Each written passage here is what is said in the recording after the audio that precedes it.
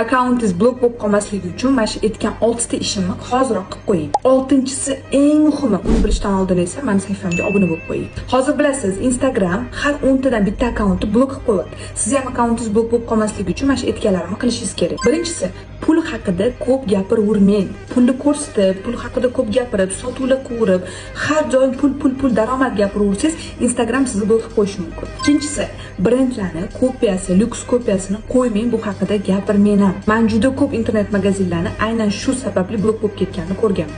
Uchinchisi, qanaqadir ukollar qilinayotgani, operatsiyadan jarayonlarni qo'yishda ehtiyot bo'ling. Aynan shu kontentli sababli ham akkauntingiz blok bo'lib ketishi mumkin. To'rtinchisi, albatta akkauntingizda yuzingiz bilan tushgan videolaringiz bo'lishi kerak. Chunki blok bo'lib ketsa ham akkauntingiz sizni pasportingizni Instagram so'raydi va shu pasportdagi rasmingiz bilan o'z akkauntingizdagi videolarni solishtiradi. Beshinchisi, duxetapni autentifikatsiyani yoqib qo'yishingiz shart.